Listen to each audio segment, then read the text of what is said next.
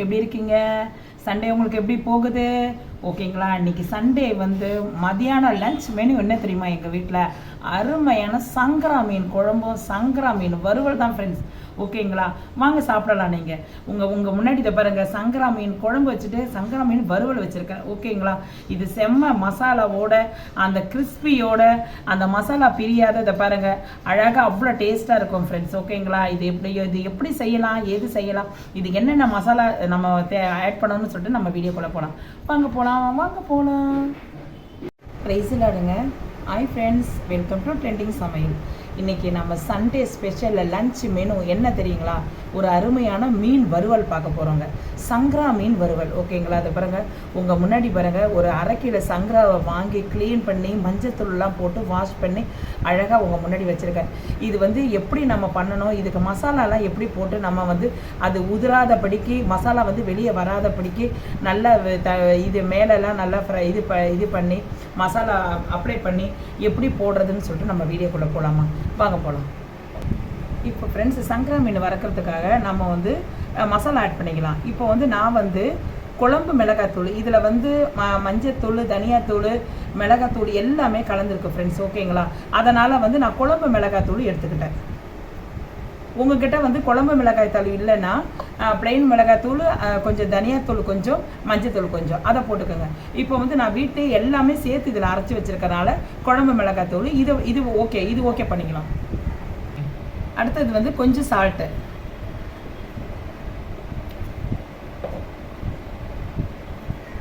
அடுத்தது வந்து கொஞ்சம் கார்ன்ஃப்ளவர் நீங்கள் போடுறதா இது போட்டால் தான் நீங்கள், அதாவது ஒட்டாமல் நல்லா இது உதிராமல் வந்து கீழே விழாமல் இருக்கும். ஓகேங்களா? உங்களுக்கு வந்து கார்ன்ஃப்ளவர் எவ்வளோ வேணும் கொஞ்சம் போட்டுக்கோங்க கார்ன்ஃப்ளவர். அடுத்தது வந்து ஃப்ளேவருக்கோசரம் காஷ்மீர் மிளகாத்தூள்.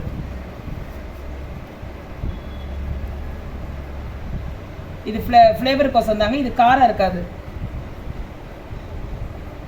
அடுத்தது வந்து இஞ்சி பூண்டு பேஸ்ட்டு கொஞ்சம். இதுதான் மசாலா ஐட்டம்ஸு. இதை அப்படியே நம்ம வந்து தண்ணி ஊற்றி பேஸ்ட் மாதிரி இது கரைச்சிக்கலாம். மசாலா நம்ம உதிராமல் இருக்கிறதுக்கு தான் கார்ன்ஃப்ளவர் போடுறோம் ஃப்ரெண்ட்ஸ். ஓகேங்களா?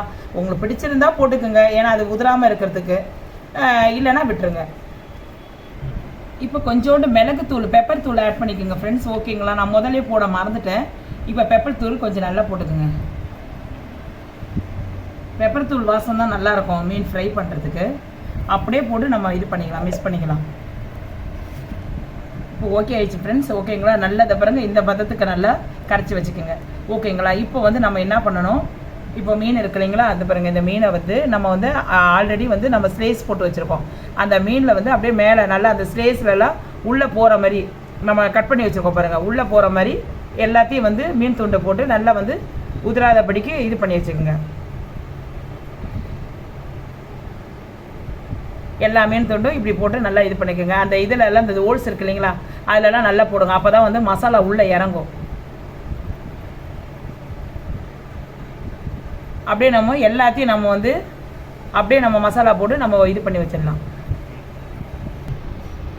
ஓகே ஃப்ரெண்ட்ஸ், இப்போ நம்ம வந்து மசாலா எல்லாமே தடவிட்டு அப்படியே வந்து நம்ம வந்து இது பாருங்க, அந்த எங்கெங்கே நம்ம விட்டுருக்கோமோ அந்த இடத்துலலாம் நம்ம வந்து இந்த கீரையில் போட்டிருக்கோம் இல்லைங்களா மீனில், அதில் எல்லாமே நல்லா மசாலா உள்ளே இறங்குற மாதிரி நல்லா உள்ளே தடவி விட்டாச்சு.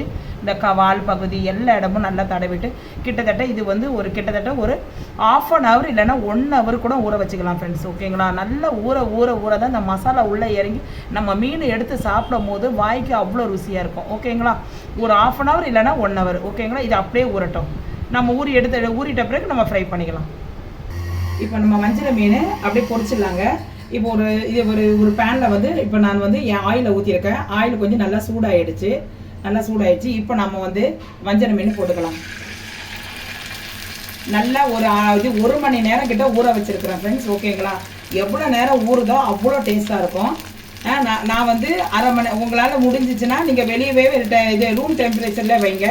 நான் கொஞ்சம் நேரம் ஃப்ரீசரில் வச்சேன். ஒரு 1/2 hour 1 hour ஃப்ரீசரில் வச்சு எடுத்தோன்னா அந்த கூலிங்க்கு அதுக்கும் நம்ம வந்து பொரிக்கும் போது டேஸ்ட்டாகவும் இருக்கும், ருசியாகவும் இருக்கும். ஓகே ஃப்ரெண்ட்ஸ், நம்ம இப்போ திருப்பி போட்டுக்கலாம். சாரி ஃப்ரெண்ட்ஸ், ஒரு இது தப்பு பண்ணிட்டேன். என்னன்னா இது பாருங்க எவ்வளோ சூப்பராக இருக்குது பாருங்கள். இந்த மசாலாவோட அப்படியே இருக்குது பாருங்கள். என்னன்னா இது சங்கரா மீன் ஃப்ரெண்ட்ஸ், ஓகேங்களா. நான் மஞ்சள் மீன் சொல்லிட்டேன், சாரி. இது அப்படியே நம்ம அப்படியே திருப்பி போட்டுக்கலாம்.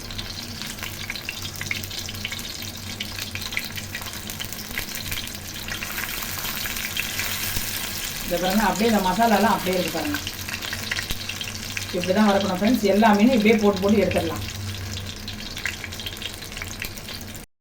ஓகேங்க, நம்ம அருமையான சங்கரா மீன் வறுவல் ரெடி ஆயிடுச்சு. ஓகேங்களா, அதை பாருங்கள், அதை வறுத்துட்ட பாருங்கள். எல்லாமே அந்த மசாலா பிரியாத எவ்வளோ நல்லா முறுமுறுன்னு கிறிஸ்பியாக அந்த மேலே மசாலாவோடய இருக்குது பார்த்தீங்களா. அதை பாருங்கள், இதெல்லாம் பாருங்கள் மசாலாவோட இருக்குது பாருங்கள்.